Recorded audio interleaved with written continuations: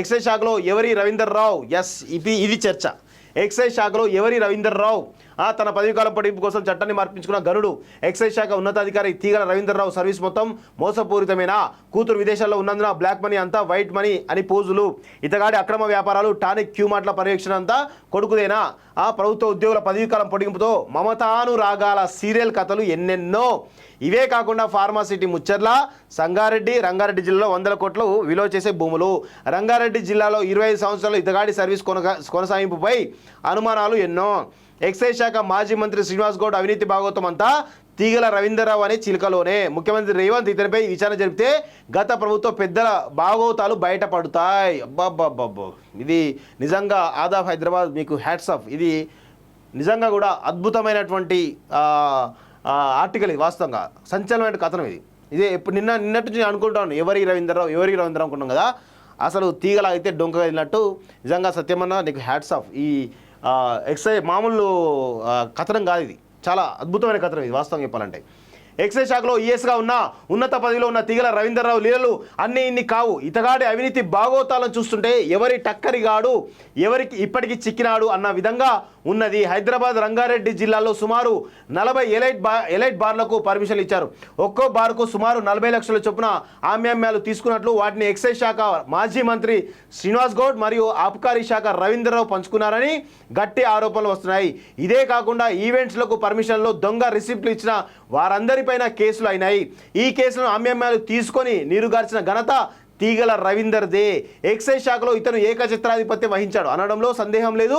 వారు లంచాలు తీసుకొని పర్మిషన్ ఇచ్చిన ఎలైట్ బార్ల వైపు 5 సంవత్సరాలుగా కన్నెత్తి కూడా చూడలేదు. ఎవరైనా వాటి వైపు వెళ్తే వారిని దూర ప్రాంతాలకు బదిలీ చేయించేవారని తెలుస్తోంది. ఇప్పటికీ ఉద్యోగంలో ఉన్న ఇతగాడి బయటపడిన లీలలు ఎన్నెన్నో. రంగారెడ్డి జిల్లాలోనే 25 సంవత్సరాలుగా కొనసాగడం చూస్తుంటే ఈయన మామూలోడు కాదనిపిస్తోంది. ఇతగాడు చేస్తున్నవన్నీ మోసపూరిత పనులే. తనపై ఎవరన్నా ఫిర్యాదు చేసినా ప్రశ్నించే వారిని ఎక్కడో దూరంగా ఉండే మారుమూల ప్రాంతాలకు బదిలీ చేయించే సత్తా కూడా ఇతని దగ్గర ఉన్నది. తన సొంత శాఖలో ఉద్యోగులను ముప్పు తిప్పలు పెట్టి 3 చెరువుల నీళ్లు తాగించి తన దారికి తెచ్చుకోవడంలో ఇతను దిట్ట. గత ప్రభుత్వంలో అతను నియంత. తాను ఏది చెప్తే అదే జరగాలనేది ఇతని నైజం.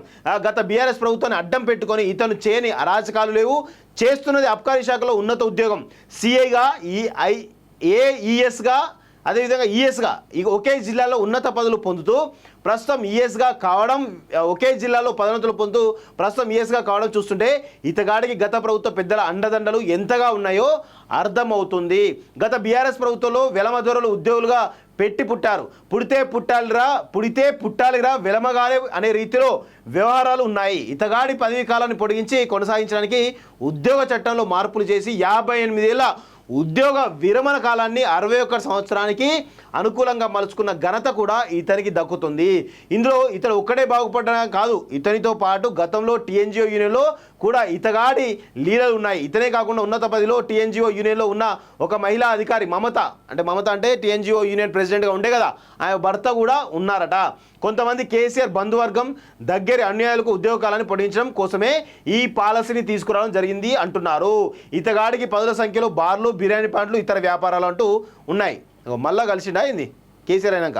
అదే దొంగ, అందుకే దొంగ పనులు ఇవ్వాలి కాబట్టి కలుస్తూ ఉంటాడు. ఇక ఎక్సైజ్ శాఖ మాజీ మంత్రి శ్రీనివాస్ గౌడ్ అవినీతి భాగం అంతా తీగల రవీంద్రరావు అనే చిలకలో ఉంది. వీరిద్దరు కలిసి వైన్స్ టెండర్లో షాపులు దక్కించుకున్న వ్యాపారం బెదిరించి తమ దారికి వచ్చే విధంగా చేసుకునేవారు. టెండర్లో ఎవరికి షాపు దక్కినా వారికి నుండి వైన్స్ లాక్కున్నారు. వారికి ఇస్తామన్న డబ్బులు ఎగ్గొట్టారనే ఆరోపణలు ఉన్నాయి.